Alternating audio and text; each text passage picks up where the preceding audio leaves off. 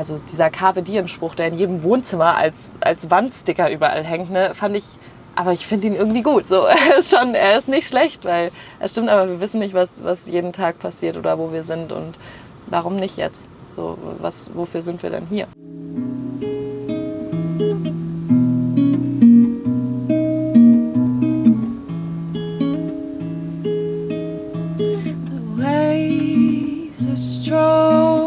Hallo, ich bin Laura und ich lebe in meinem Bus und derzeit auf den Kanaren. Hier ist meine Küche. Die hat unterschiedliche Höhen. Ich wollte sie eigentlich beide groß bauen, aber dann habe ich ein bisschen meine Baukünste erst rausfinden müssen. Genau.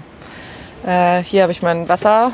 Unten sind 2 Kanister, da ist gerade Trinkwasser drinnen. Manchmal ist auch nur Spülwasser drin und in Spanien muss man ja immer die Plastikkanister kaufen. Da sind Töpfe und Pfannen. Hier ist mein Herd drinnen. Da hinten habe ich ein Schallplattenregal, ein gedämmtes, mit all meinen Platten, weil ich Dub auflege, also Musik mache mit meinem Schallplattenspieler, der auch in der Küche ist. Kühlschrank und eine Schmuddelschublade, wo alles Mögliche drin ist und mein Besteck und mein Apothekerschrank, auf den ich sehr stolz bin. Den mag ich sehr gerne. Mit Zeug. Den Bus habe ich schon seit 2 Jahren und wollte da schon ganz lange im Bus leben. Also nicht mehr in einem Betonklotz, in einem quadratischen Haus auf jeden Fall. Das habe ich schon ganz lange gespürt, dass ich mich da nicht mehr wohlfühle. Und genau, und dann war so Jurte oder sonst irgendwie was, aber ich mag das Nomadenleben sehr gerne und dann habe ich mir den Bus ausgebaut und lebe da jetzt seit November. Das ist aus Spanien gekauft, von einem Töpferladen.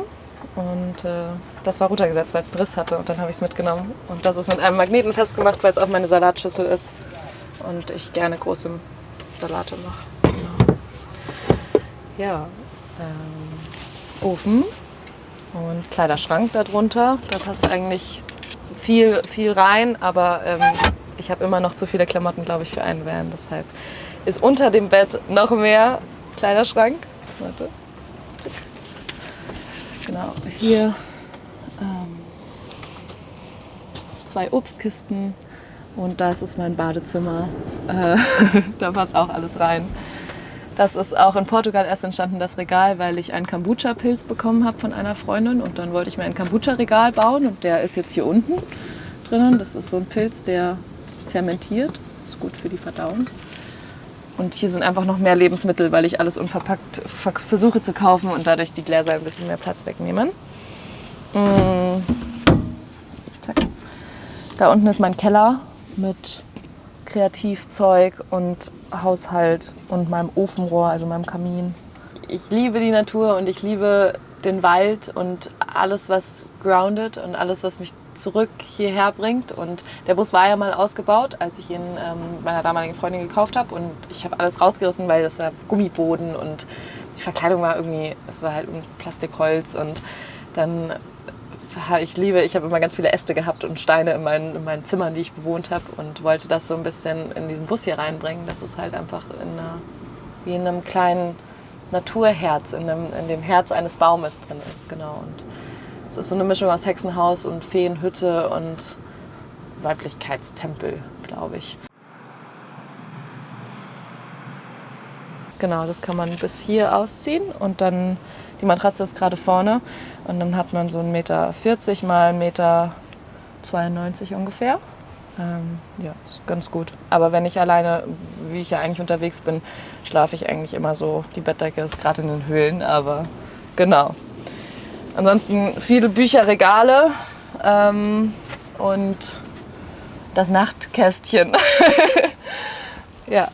Zum Höhlenleben kam es, als ich nach Teneriffa gekommen bin und das erste Mal war ich nur mit dem Backpack hier und habe die Schnecke in Spanien stehen gelassen. Bei dem Vater einer Freundin, der da ein Grundstück hat. Und bin hier irgendwie im Backpack rum und dachte mir schon, oh Gott, warum mache ich das? Das mochte ich früher, aber jetzt, ich vermisse mein Bett und meine Küche und meine Gewürze und musste erst ein bisschen hier reinkommen wieder und war dann hier an einem Ort, wo Höhlen eben sind und wo ich wusste, da leben irgendwie Menschen und dachte, für die letzten paar Tage bleibe ich da noch. weil wir sonst halt irgendwo geschlafen hatten, unter Palmen oder so.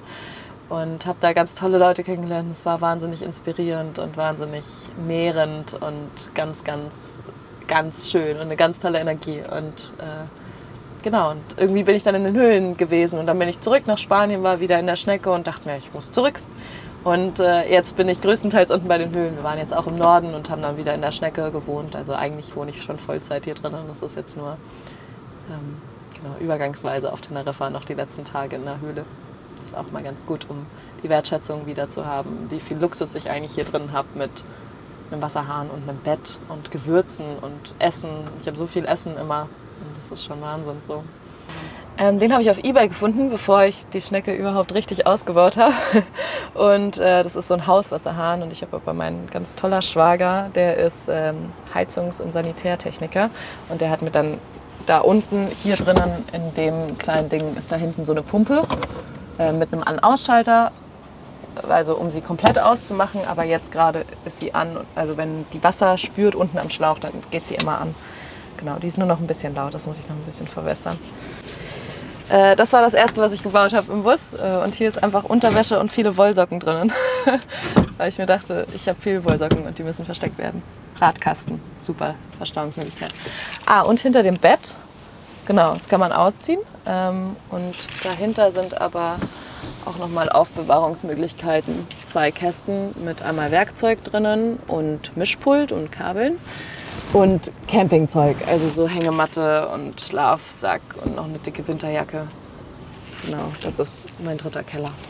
Eigentlich arbeite ich als Hebamme und das werde ich jetzt in Deutschland auch wieder machen. Und jetzt auf Reisen habe ich durch Makramee-Schmuck, durch Feuershows oder durch Tanz, was ganz gut klappt, mit dem Hula Hoop vor Restaurants gehen und tanzen und mit einem Hut rumlaufen und die Leute finden es entweder toll oder nicht und supporten mich oder nicht.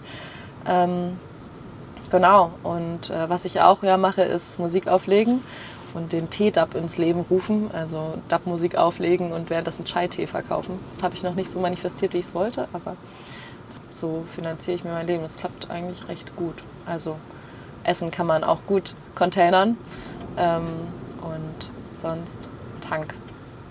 Tank ist teuer und Autoversicherung und so, aber bis jetzt hat es ganz gut geklappt. Warum gibt es hier so viele Vulvas in deinem Auto? Ich glaube zum einen wegen meinem Beruf, weil ich Hebamme bin und ja, ich Vulvas sehr, sehr wunderschön finde, oder Vulvinas, um das weibliche Geschlecht in einem zu halten, Vagina und Vulvina.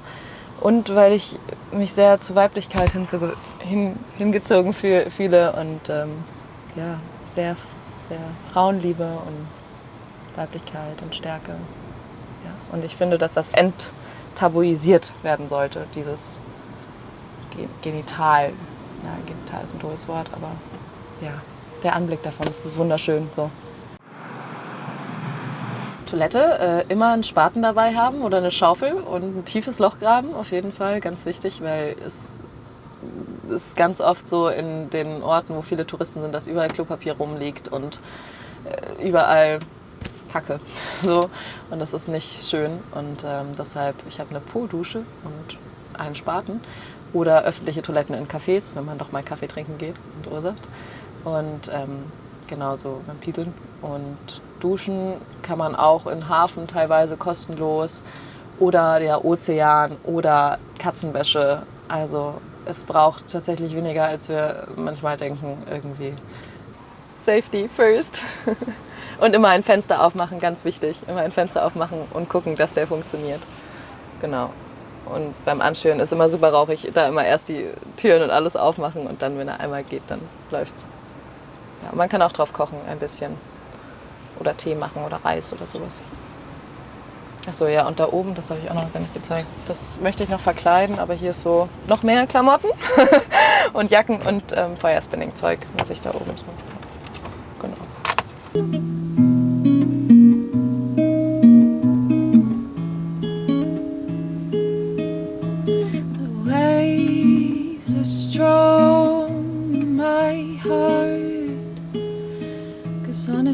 Sich loslösen von Glaubenssätzen, die gar nicht einem selber gehören.